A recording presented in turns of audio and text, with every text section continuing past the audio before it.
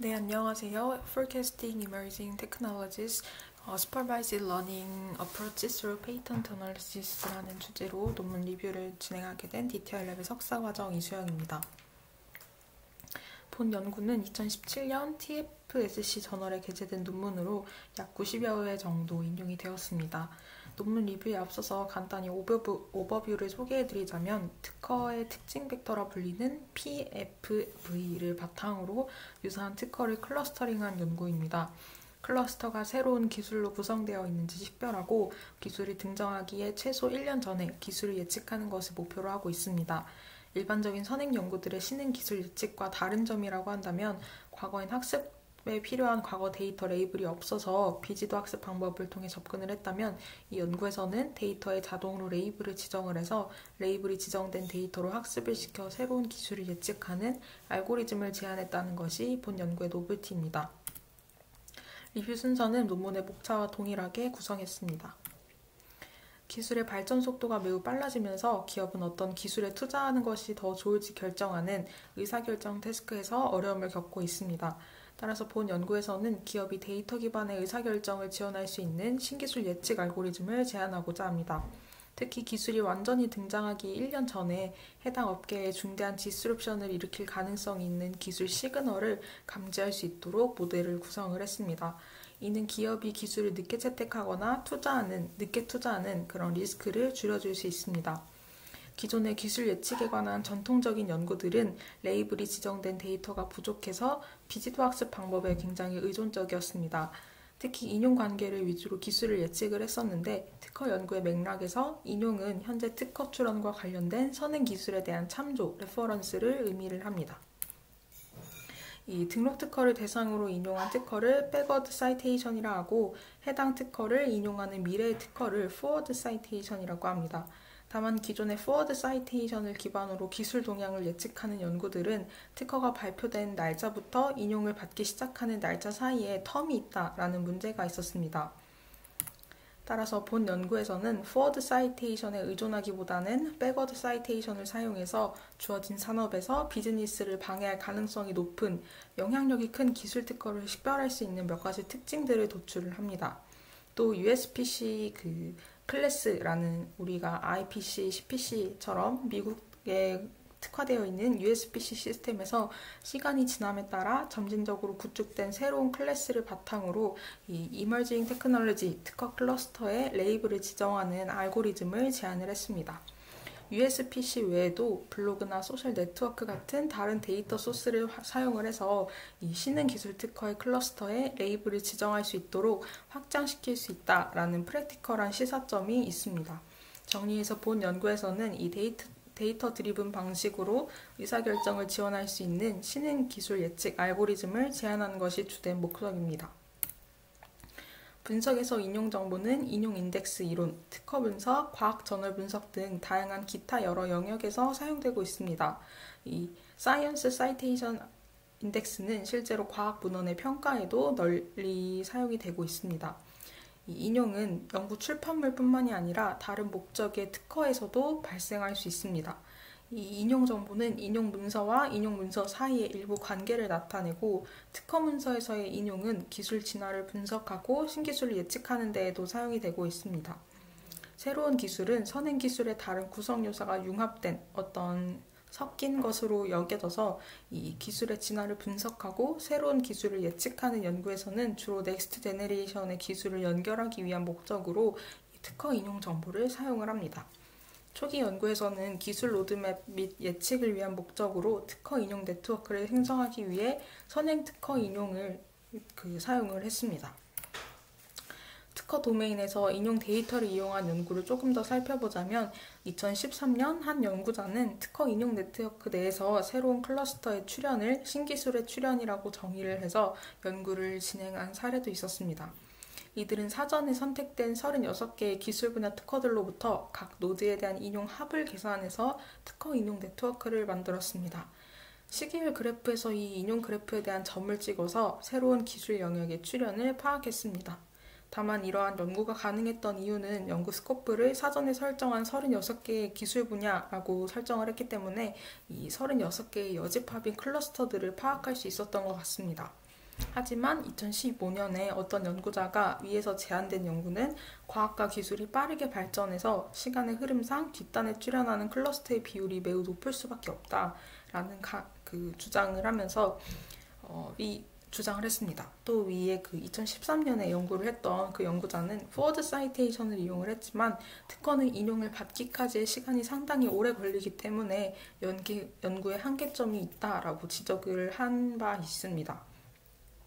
이제 1970년대 초에 연구되기 시작한 동시인용 네트워크 분석, 동시인용 분석에 대해서 말씀을 드리자면 이 동시인용 분석에 관한 연구들은 네트워크 생성에 초점을 두고 있는 경우가 많습니다.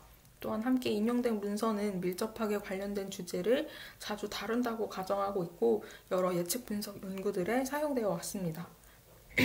하지만 앞에서 이야기했듯이 포워드 사이테이션에 기반한 연구는 문서의 출판과 인용이 되기까지 걸리는 시간에 대한 텀이 있다는 중요한 한계점이 있습니다. 부자가 된다라는 말이 있듯이 최근 문헌에 비해 오래된 문헌은 누적된 인용 정보가 많을 수밖에 없습니다. 실제로 특허 문서에서 인용을 받는 데까지는 최소 2년이 걸리기 때문에 포워드 사이테이션을 이용해서 실시간으로 신기술을 예측하는 데에는 그다지 좋은 방법이 아니라고 할 수 있습니다. 이에 대한 대안으로 특허가 공개되자마자 이용 가능한 백워드 사이테이션에 대한 연구들이 시작이 되었습니다. 2015년에는 백워드 사이테이션을 이용해서 인기 있는 특허와의 연관성을 고려해 새로운 기술을 포함한 가능성이 있는 특허를 식별을 했습니다.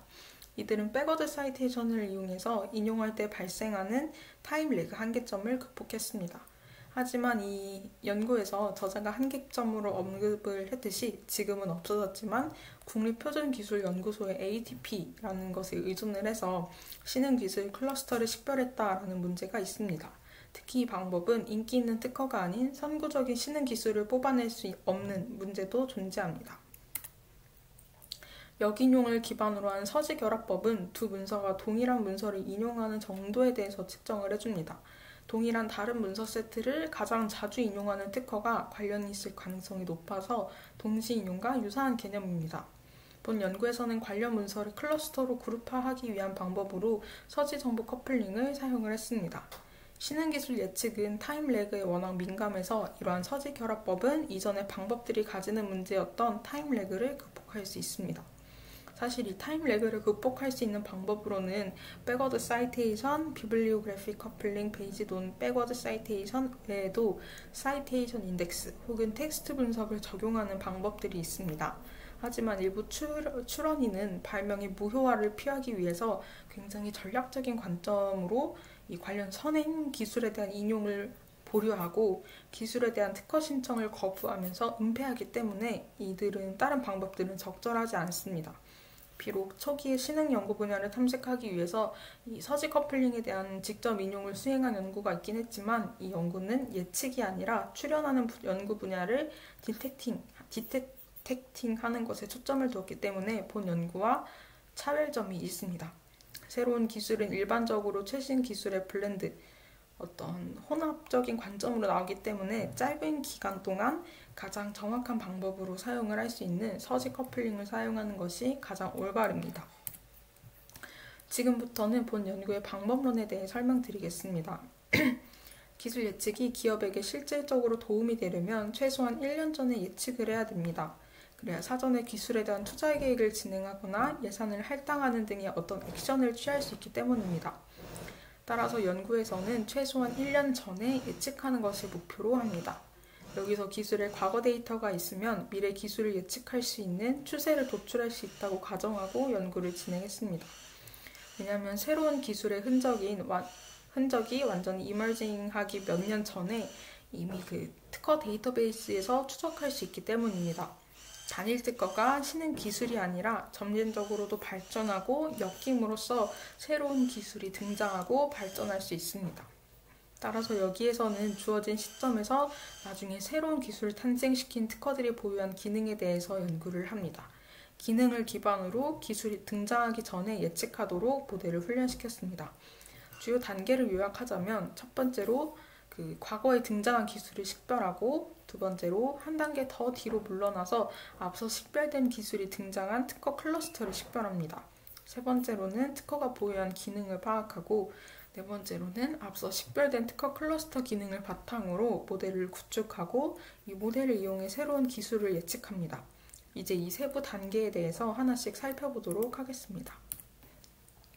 물론 특허 데이터베이스 외에도 기술 예측을 위한 데이터 소스들이 많이 존재합니다. 앞서 이야기했듯이 회의 절차나 소셜 네트워크 분석 등이 그 예시입니다. 하지만 특허는 공개적으로 자유롭게 사용될 수 있고 문서가 비교적 처리가 쉬운 형태로 잘 구조화되어 있습니다. 또 숙련된 도메인 전문가에 의해서 유지관리되고 이 주석이 달립니다. 마지막으로 특히 미국 특허는 유럽 특허보다 훨씬 더 많은 인용 정보가 있다라는 강점이 있습니다. 평균적으로 미국 특허는 유럽 특허에 비해 3배 이상의 많은 특허 레퍼런스와 사이테이션 정보가 있고, 새로운 기술이 등장할 때마다 클래스 정보가 데이터베이스에 업데이트되기 때문에 라벨링한 데이터로 이용하기에 아주 용이합니다. 이 연구에서는 리드테크 웹사이트에서 1979년부터 2010년 사이에 부여된 실용신한 특허들만을 분석 대상 데이터로 선정해서 다운받았습니다. 기술 분야를 딱히 타겟팅한 건 아니고 이 해당 기간에 있는 모든 특허들을 다운받았던 것 같습니다. 더 빠른 접근을 위해서 모든 특허를 다운받고 인덱스를 만들었습니다. 그리고 각 특허에서 신기술과 시즌드 기술, 어떤 숙련된 기술을 구분할 수 있는 특징을 추출했는데, 예측의 정확성은 이러한 기능과 신흥 기술의 관련성에 크게 좌우되기 때문에 신흥 기술임을 알 수 있도록 기능을 정의 내리는 이 단계가 매우 중요하다고 이야기할 수 있습니다. 사실 우리가 주로 사용하는 기능이란 SAO 구조에 기반해서 텍스트 데이터에서 추출을 했었는데, 이 연구에서 이야기하는 기능이란 조금 더 포괄적인 개념으로 특허가 어떠한 특징을 가지고 있는가로 생각을 하시면 되겠습니다. 저는 피처로 해석을 해서 소개해 드리겠습니다. 이제 3.3정에서 다루는 모든 내용은 기능 피처를 추출하는 내용들입니다. 가장 첫 번째 피처는 청구항 수입니다.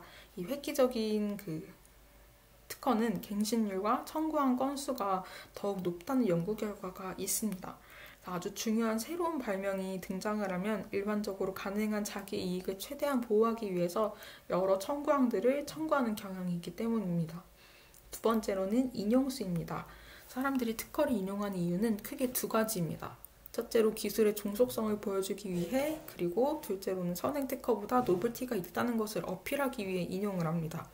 결국 인용 횟수가 많다는 건 인용 기술과 다른 다양한 기술 간의 의존성이 높고 관계가 크다는 걸 의미하기 때문에 기술의 핵심 전환점이 될 수 있는 신흥 특허는 점진적인 기술의 발전을 나타내는 특허들보다 선행 기술 참조가 더 많을 수 있습니다. 이러한 특정 산업에서 전환점이 될 가능성이 있는 특허일수록 인용 횟수로 다른 특허들과 구별이 될 수 있습니다. 세 번째로는 비특허 문헌에 대한 인용 횟수입니다. 많은 발명품들은 결국 과학적인 연구 결과를 구현한 것입니다. 따라서 새로운 발명은 일반적으로 비특허 문헌과 밀접한 관련이 있고, 새로운 발명을 포함할 가능성이 있는 특허 클러스터에 점수를 주기 위해 사용하는 독창성 그리고 과학지수와 관련이 있습니다.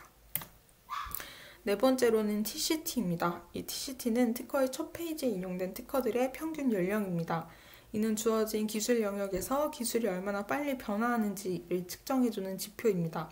이 TCT 값이 작으면 그 영역에서 기술 세대가 빨리 변화한다는 걸 의미합니다. 선행 연구에 의하면 이 TCT가 동일한 기술 영역에서 수시로 변하고 기술 영역마다 굉장히 값이 다르기 때문에 기술 영역이 일반화될 수 있도록 정교화하는 것이 아주 중요하다고 합니다. 이에 대한 수식은 다음과 같습니다. TI는 특허 I의 출원인이고 특허 I와 특허 J가 연결되어 있습니다. 다섯 번째는 특허 클래스입니다. 이 특허 분류는 메인 클래스와 서브 클래스로 구성이 됩니다. 앞서 이야기했듯이 이 연구에서는 IPC나 CPC를 이용한 게 아니라 USPC라는 특허 클래스 정보를 이용을 했습니다. 이 USPC 역시 다른 IPC, CPC처럼 계층적인 구조로 이루어져 있는데 가장 상위에 있는 그 구조 정보가 클래스 정보입니다. 아마 한 300여 개 정도의 클래스 정보가 태깅이 되어 있습니다. 그래서 그 앞서 이야기했었던 위에 있는 TCT 값은 자연과학 분야처럼 어떤 신흥 기술 분야에서는 평균적인 값일 수 있지만 컴퓨터나 전자전기처럼 빠르게 발전하는 분야에서는 이 TCT 값이 매우 높게 측정이 될 수 있습니다. 그래서 특허 클래스 간의 차이점을 보다 더 뚜렷하게 구분짓기 위해서 이 특허 클래스 피처를 추가했습니다. 여섯 번째로는 인용기술 유사성 지수입니다. 이 지수는 인용한 특허의 기술 영역과 인용된 특허의 기술 영역 유사도를 측정한 값입니다. 이 새로운 기술 특허는 자신의 핵심 기술 외에도 다른 특허를 많이 인용하는 경향이 있기 때문에 초기 연구 특허 자체가 기술 외에 다른 기술을 영역에 미치는 영향을 측정해서 새로운 기술을 예측하기 위해 이 측정값을 사용을 합니다. 다만 여기서는 인용한 특허의 기술 영역과 인용된 특허의 기술 영역 간 유사성 측정을 위해서 백워드 사이테이션을 사용합니다. 특허가 공개되는 즉시에 인용할 수 있어서 백워드를 선택함으로써 타임 레그를 줄였습니다. 미국 특허 분류 시스템인 USPC는 특허를 클래스와 하이 클래스로 구분짓는데 아까는 300여 개라고 했는데 여기 다시 보니 USPC에서는 약 450여 개 이상의 클래스와 5,600여 개 이상의 하위 클래스가 있습니다. 본 연구에서는 클래스와 하이 클래스의 조합으로 분류를 정의하고 이 분류와 인용 특허의 분류를 기준으로 특허의 CTSI를 계산합니다. 가장 먼저 두 분류 간 분류 유사성을 정의합니다. 클래스는 같아도 하이 클래스가 다를 수 있는데 이는 클래스 R의 계층적인 구조로 하이 클래스가 할당되기 때문입니다. 정의된 유사성을 바탕으로 CS 값을 구합니다. 다음으로 두 개의 특허 P와 Q 간의 특허 분류 유사성을 정의를 합니다. 특허는 하나 이상의 분류에 속할 수 있기 때문에 여기서 NP와 NQ는 각각 특허의 분류수입니다. 마지막으로 평균 유사성을 기반으로 특허 CTSI를 계산합니다. 여기서 N은 P가 인용한 총 특허수고 Q는 P가 인용한 Q번째 특허입니다. 마지막 7번째로는 인용된 특허의 양수인의 유사성 지수입니다. 회사가 획기적인 발명을 할 때 경쟁 업체의 침입을 방지하기 위해서 새로운 발명과 관련된 많은 특허를 출원하는 경향이 있습니다. 따라서 새로운 기술은 동일한 회사에 속한 여러 다른 특허를 인용하기 때문에 획기적인 발명은 일반적으로 양수인 내에서 많은 수의 자체 인용을 하는 것이 특징입니다. 하지만 CASI는 주요 특허가 거의 없는 소규모 신생기업을 다룰 때 제한적이라는 단점이 있기는 합니다. 어쨌든 첫 번째로 특허 X의 양수인과 X가 인용한 특허의 양수인 간의 유사성을 측정합니다. 미국 특허에서는 한 명 이상이 있을 수 있어서 특허 P와 Q 사이 양수인 유사도 AS를 측정합니다. 여기서 NP와 NQ는 특허 P와 Q의 양수인 수입니다. 둘째로 ASGI는 특허 P의 양수인 번호 I고 ASGJ는 특허 Q의 양수인 번호 J입니다. 세 번째로 이 양수인 수는 특허에 따라 다르기 때문에 NP와 NQ로 나누어서 ASPQ 값을 정교합니다. 이렇게 하면 소수의 신생기업 같은 경우 소수의 양수인이 있는 특허에 인덱스가 치우쳐지지 않도록 할 수 있습니다. 이 AS를 사용해서 특허 Q의 CASI를 구하면 다음과 같습니다. 이 N은 P가 인용한 총 특허 수입니다. 이제 모델을 훈련하기 위해서 특허 클러스터의 벡터를 사용합니다. 맨 처음에 다운받은 특허들의 ID 값으로 인덱스를 설정했다고 이야기를 했는데 각 특허마다 7가지의 피처 값을 도출해서 도큐먼트 벡터라이제이션을 수행했다고 합니다. 연구자는 이를 PFV, 특허 특징 벡터라고 이름을 붙였습니다. 여기서 벡터화 방법을 제한하는 연구는 아니기 때문에 어떻게 7가지 피처들을 벡터화시켰는지에 대한 방법이 클리어하게 나와 있지는 않습니다. 대신 이 루신 프로그램을 사용해서 벡터화시켰다고만 언급이 되어 있습니다. 이 루신 프로그램은 자바로 만들어진 고성능 정보 검색 라이브러리로 주로 텀 다큐먼트 벡터라이제이션을 할 때 이용이 됩니다. 하지만 우리가 문서마다 도출한 건 텀이 아닙니다. 이 루신을 조금 더 찾아보니 기본 컨셉은 인덱스, 문서, 필드 및 용어 정보가 필수적으로 입력이 되어야 되고 우리는 문서의 ID 값인 인덱스 정보, 그리고 문서 정보인 특허 문서 정보, 그리고 7가지 필드에 대한 인트 정보가 방법론으로 도출이 되어 있습니다. 이때 필드 유형이 텍스트 문자 형식이 들어올 수도 있지만 메타 정보로 텍스트가 아닌 값도 들어올 수 있는 것 같습니다. 그래서 이해를 돕기 위한 루신 라이브러리의 링크를 하단에 첨부했습니다. 어쨌든 결국 루신을 통해 문서별 PFV 특허 특징 벡터가 생성이 됩니다. 이 연구의 궁극적인 목표는 주어진 연도의 특허 클러스터링을 이머징 테크놀로지 그리고 넌 이머징 테크놀로지로 라벨링할 수 있는 모델을 훈련시킬 수 있도록 하는 것입니다. 따라서 특정 시점에서 PFV의 요소는 신기술로 구성된 특허와 그렇지 않은 특허를 구별할 수 있는 지표값들로 도출이 되었기 때문에 PFV를 이용을 해서 매년 모든 특허를 클러스터링하는 것이 논리적입니다. 다음으로는 연간 클러스터를 몇 개 생성할 것인지 선택을 해야 됩니다. 이 클러스터 수를 자동으로 결정하는 알고리즘이 있긴 하지만 너무 느리기 때문에 경험적인 방법으로 얻습니다. DB스캔 알고리즘으로 예상 클러스터의 대략적인 수를 얻고 최종 클러스터를 얻기 위해 DB스캔이 제공한 수보다 조금 더 큰 K값을 가진 K민즈를 사용했습니다. 나중에 설명하겠지만 이론적인 값보다 조금 더 큰 K값을 사용한다고 해서 결과에 영향을 미치지는 않습니다. 이 클러스터링 프로세스의 결과는 연구 기간의 각 연도에 대한 일련의 특허 클러스터이고 일부는 신흥 기술로 구성된 클러스터 그리고 대다수는 비신흥 기술로 이루어진 특허 클러스터들이 최종이 아웃풋으로 나오게 됩니다. 계속 이야기하듯이 연구의 기여점 중 하나는 특허 클러스터에서 ET, NET로 레이블을 지정하는 것입니다. 이 신흥 기술 ET로 인정받기 위해서는 일정 기간 동안 일관성과 지속성을 보여야 됩니다.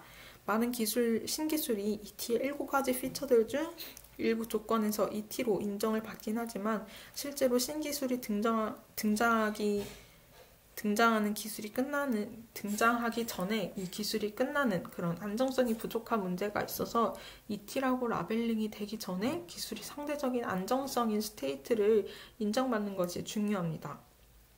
주어진 연도 T 시점에서 T+1연도에 설정된 클래스가 주 클래스로 설정된 특허 클러스터에 연결된 경우에 이 클러스터를 ET 클러스터링이라고 라벨링합니다.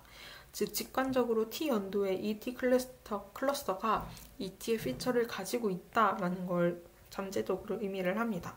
다음에 새로운 클래스 그리고 기술이 등장할 수 있게 할 가능성이 있는 클러스터 라벨링 알고리즘은 오른쪽과 같습니다. 이 알고리즘의 결과는 연도 T+1 시점에 나타난 ET의 피처를 가지고 있는지 여부에 따라 ET와 NET로 나누고 T연도에선 결국 PFV 클러스터의 집합이라 해석할 수 있습니다. T+1년에 가까운 미래 어느 시점에 어떤 특허 클러스터가 새로운 기술을 일으킬 가능성이 있는지 결정해 줄 수 있기 때문에 목표에 부합하는 알고리즘이라 할 수 있습니다. 그럼 이 특허 클러스터 사이의 서지정보 커플링 유사도를 계산하는 방법은 무엇일까요? 우선 개념적으로는 두 문서가 동일한 문서를 인용하면서 서지적으로 결합됩니다. 두 개의 문헌을 같은 문헌에서 이용하면 두 개의 문헌을 동시 인용하는 것과 관련있지만 서지 결합으로 도출되는 값은 두 문서가 출판이 되자마자 구할 수 있다는 차이점이 있습니다. 그래서 이 연구에선 서지 결합을 이용하는 거고 이 값은 불린 혹은 서지 결합이 있다 없다 혹은 int 인용된 공통 문서의 수 형태로 나타낼 수 있습니다. 이 연구에선 서지 결합 아이디어를 특허 클러스터에 적용할 수 있도록 특허 클러스터 X와 Y의 서지 커플링 유사도 BCS를 계산을 합니다. 클러스터 X, Y에서 특허의 고유한 공통 인용수를 계산을 하는데 CX, CY가 각각 클러스터 X와 Y의 특허가 참조하는 특허 세트의 합으로 나눔으로써 정규화를 시켜줬습니다. 이제 한 번만 더 정리를 해보겠습니다. 이 PFV 클러스터는 특허 하나하나들이 모여서 구성되는 클러스터입니다. 우린 이 특허 하나에 집중하기보다는 이 그룹으로서의 PFV 클러스터의 특성에 더 주목해야 되는 게 핵심입니다. 이 구성 특허에서 전체 PFV 클러스터와 관련된 피처를 보고 그룹 단위에서 모델을 훈련시킵니다. 예를 들어서 PFV 클러스터가 10개의 특허 문서로 구성이 되었다면 그룹의 전체 CASI 지표를 10개의 모든 특허 문서 평균값으로 계산하고 벡터화해서 ET, NET로 레이블이 지정된 특허 클러스터 세트를 아웃풋으로 도출합니다. 마지막으로 레이블링된 특허 클러스터를 사용해서 모델을 훈련하고 평가하는 흐름으로 연구가 진행됩니다. 지금부터는 모델 평가에 대해 간단히 말씀드리겠습니다. 이 ET 클러스터를 예측하는 능력을 테스트해서 이 방법론에 대한 평가를 진행합니다. 이전에 선행 연구들에서도 사용한 방법들처럼 정밀도와 재현율, F척도를 이용합니다. 새로운 기술을 예측하는 모델을 평가할 때 중요한 점은 평균적으로 높은 정밀도, 그리고 가능한 높은 재현율을 의미하는 많은 ET 클러스터를 검색하는 게 목표이기 때문에 다음 식을 이용합니다. 이 F매저는 리콜과 프레시전의 결합된 효과를 제공해주고 일반적으로는 이 프레시전과 리콜의 가중 조합 평균으로 알려져 있습니다. 이제 결과를 확인해보고 디스커전하는 내용에 대해 말씀드리겠습니다. 클러스터를 ET, NET로 라벨링하는 건 결국 영향력이 큰 기술을 구성하는 클러스터를 식별할 수 있다는 걸 의미합니다. 그래서 ET로 표시된 클러스터가 실제로 해당 영역에서 어떤 디스럽션을 일으킬 수 있는 핵심 특허로 구성되어 있는지 확인하고자 합니다. 그 방법은 두 가지로 나뉩니다. 첫째로 ET, NET 클러스터의 특허가 가까운 미래에 발생되는 특허에 미치는 영향을 비교합니다. 아마도 ET 클러스터의 특허가 더 큰 영향을 미칠 것으로 예상합니다. 두 번째로 ET 클러스터에 대한 텍스트 분석을 통해 클러스터에 속한 기술과 같은 해에 등장한 기술과 유사성이 있는지 확인합니다. 이 첫 번째 방법을 평가하기 위해서 평균 인용 지수를 이용했는데 이 지수는 특허가 발행된 후 일정 기간 동안 발행된 특허들로부터 받은 포워드 사이테이션 인용 횟수를 사용해서 도출이 됩니다. 특허는 일반적으로 인용을 받기 시작하는데 최소 2년이 걸리니까 5년은 인용 지수를 계산하기에 적당한 시간으로 선정을 해서 사용을 했습니다. 동일 연도에 특허가 받은 평균 인용 횟수로 한 특허가 받은 인용 횟수를 나눈 값입니다. 예를 들어서 2005년에 발행된 클래스 348에 속하는 특허 인용지수 계산을 하기 위해서 2005년과 2010년 사이에 특허가 받은 인용 횟수로 나누기 그리고 같은 기간에 받은 평균 인용 횟수를 하면 1이 나온다고 가정을 하겠습니다. 그래서 여기서 이 인용지수가 1보다 크면 특허가 예상보다 더 자주 인용됐다는 거고 1.8이면 해당 특허가 예상보다 80% 더 자주 인용되었다는 것을 의미합니다. 이 이 앞에 보시는 테이블에서 5년 동안 ET, NET 클러스터 특허에 대한 평균 인용 지수를 볼 수 있습니다. 보시면 이 ET에 대한 평균 인용 지수가 더 높은 걸 알 수 있습니다. 다음으로 T 연도에서 탐지된 ET 클러스터의 수와 다음에 USPC에서 발표한 새로운 클래스 사이에 높은 상관계수를 관찰했습니다. 감지된 ET 클러스터의 수와 후속 단계에서 진화할 새로운 클래스의 수가 거의 같을 것으로 예상했지만 1989년처럼 ET 클러스터의 수가 다음에 등장한 클래스보다 훨씬 더 적은 연도가 있었습니다. 이런 경우 다음에 새로운 클러스터 중 몇 개는 단일 ET 클러스터라서 여러 세트로 일대 다 매핑이 되거나 혹은 다음에 새롭게 등장한 클래스에 속하는 특허의 수가 제한적이라서 ET 클러스터를 감지하는 라벨링 알고리즘이 잘 작동하지 않거나 둘 중 하나의 이유일 때문일 것으로 추측을 했습니다. 또한 ET 클러스터의 수가 매년 나타날 가능성이 있는 기술 수에 비해 너무 적은 것 같다라는 결과에 주목을 해서 디스커전을 했습니다. 이는 USPC에서 부여한 새로운 클래스를 사용해서 클래스 설정 날짜 이전 몇 년 동안의 새로운 기술의 흔적을 찾기 때문인 것으로 예상합니다. 실제 USPC 클래스는 단일 ET 클러스터가 그 당시 등장한 여러 기술을 실제로 포함하고 있음을 시사하는 기술의 하위 클래스들을 포함을 하고 있습니다. 그리고 1987년부터 2008년까지 ET와 NET 클러스터의 평균 크기가 일반적으로 꾸준히 증가했습니다. 최근 몇 년 동안 혁신 속도가 증가했음을 의미하고 1987년 이후 부여된 특허의 수의 증가와 잘 일치하는 경향을 보입니다. 큰 ET 클러스터일수록 많은 수의 신기술을 포함할 가능성이 높아서 1987년 이후로 신기술의 등장률이 점진적으로 증가했음을 시사합니다. 또 ET 클러스터의 평균 5년 인용지수는 일반적으로 매년 NET 특허들보다 더 높은 인용지수를 가지고 있음을 보여줍니다. 이 ET 클러스터의 특허가 향후 5년 동안 기술의 방향성에 더 강한 영향을 준다는 걸 의미합니다. 이는 클러스터 라벨링 알고리즘이 클러스터에 정확하게 라벨을 지정한다는 것을 검증합니다. 이 평균 인용지수인 ET와 NET를 구별할 수 있는 가능성이 높고 향후 기술에 대한 관련성을 보여주긴 하지만 관련 있는 피처가 누락된 클러스터를 감지하지 못할 수 있는 잠재적인 결함이 있습니다. 진정한 ET 클러스터가 최소한 몇 가지 이상의 핵심 특허를 보유해야 된다라고 가정을 하고 핵심 특허는 곧 높은 인용지수를 가진 특허로 정의합니다. 연구에서는 경험에 기반해서 인계값을 2.5로 설정을 하고 이 주어진 연도와 각 클러스터에 대해 인용지수가 인계값보다 크거나 같은 특허의 수를 클러스터의 총 특허 수로 나누어서 클러스터의 특허가 핵심일 확률에 대해 계산을 했습니다. 그 결과 높은 평균 인용지수가 반드시 클러스터에서 핵심 특허를 나타내는 건 아니라는 걸 알 수 있었습니다. 예시로 1992년 ET 클러스터에 있는 특허의 평균 인용지수 1.53은 1994년 해당 인용지수 1.51보다 높습니다. 하지만 1994년 ET 클러스터가 핵심일 확률 0.36은 1992년 해당 확률 0.34보다 높습니다. ET 특허가 NET 특허에 비해 상대적으로 핵심 특허가 될 확률이 높은 것을 보실 수 있습니다. 다음으로 ET 클러스터의 특허가 다음에 등장한 기술과 연결되었는지에 대한 여부를 확인하기 위해 각 클러스터의 TF-IDF를 계산해서 상위 100개 용어를 추출을 했습니다. 각 클러스터에서 추출된 용어의 TF-IDF 벡터 값을 생성하고 연구 기간 동안 등장한 신기술을 검토해서 해당 기술을 정의하는 100개의 키워드를 요소로 하는 신기술 벡터를 생성했습니다. 이후 매년 각 ET 클러스터와 다음에 각 신기술 벡터 간 코사인 유사도를 계산했습니다.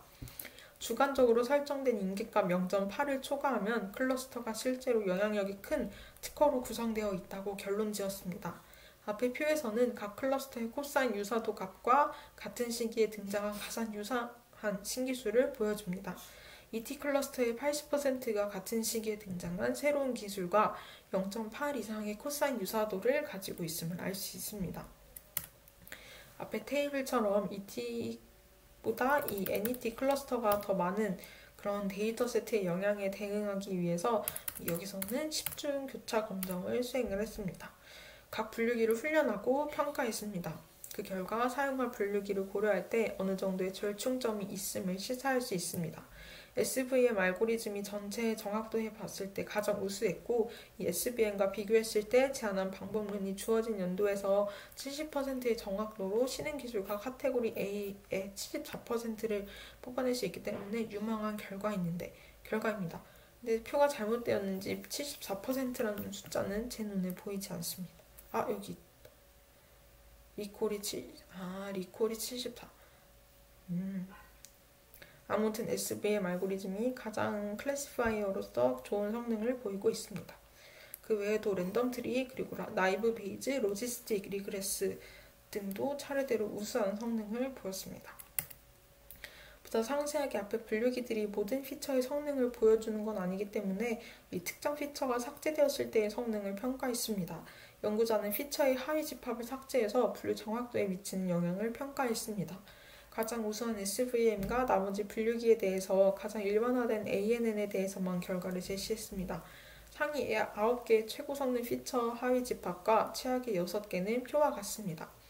단일 피처로는 ET와 NET 클러스터를 식별할 만한 충분한 정보가 없으므로 최악의 성능이 나왔고 CTSI 피처도 낮은 결과를 보였습니다. 하지만 이 때문에 CTSI가 덜 중요한 피처라는 의미는 아닙니다. 또 넘 사이테이션과 넘 클레임스를 삭제하면 단일 피처를 삭제하는 것보다 더 안 좋은 영향을 미칠 것으로 예상했지만 결과로 보면 딱히 그렇지도 않습니다. 또한 페이턴트 클래스가 정확도에 더 강한 영향을 주기 때문에 이 둘을 결합해서 삭제하는 것보다 더 나쁜 영향을 미친다는 걸 보여주는 것 같습니다. 정리하면 특허 클래스를 삭제했을 때 가장 최악의 결과가 나오고 넘 사이테이션과 넘 클레임을 함께 삭제하면 정확도에 가장 적은 영향을 미칩니다. 마지막 결론입니다. 대부분 선행 연구에서는 비지도 학습을 기반해서 새로운 기술을 예측하는 문제를 해결했지만 이 연구에서는 지도 학습을 이용해서 신기술을 예측하는 것이 가능하다는 걸 보여줬습니다. 또한 특허 인용은 기술 발전을 추적하기 위한 데이터 소스로 아주 높이 평가됩니다. 하지만 대부분의 연구는 다른 사람의 인용을 끌어들이는데 특허가 필요한 타임 렉으로 인해 제한 사항이 있었고, 이 연구에서는 특허가 공개되자마자 이용 가능한 백워드 사이테이션을 이용을 해서 이 제한 사항을 극복했습니다. 다만 이 연구가 진행된 2015년에는 USPC가 CPC로 대체되었고, CPC를 이용한 기술 예측으로 발전될 필요가 있습니다. 또 도출된 클러스터를 연결지어 해석하기 위해 다양한 사회매체 데이터들을 활용할 수 있다고 이야기합니다. 그리고 출원인이 꼭 인용을 할 필요는 없다고 하는 특허 DB가 있어서 이런 데이터들 간의 질적인 차이가 존재할 수 있고, 7가지 외에 더 많은 피처를 추가하면 모델의 정확도가 향상될 수 있음을 시사합니다. 이것으로 연구 리뷰를 마치도록 하겠습니다. 감사합니다.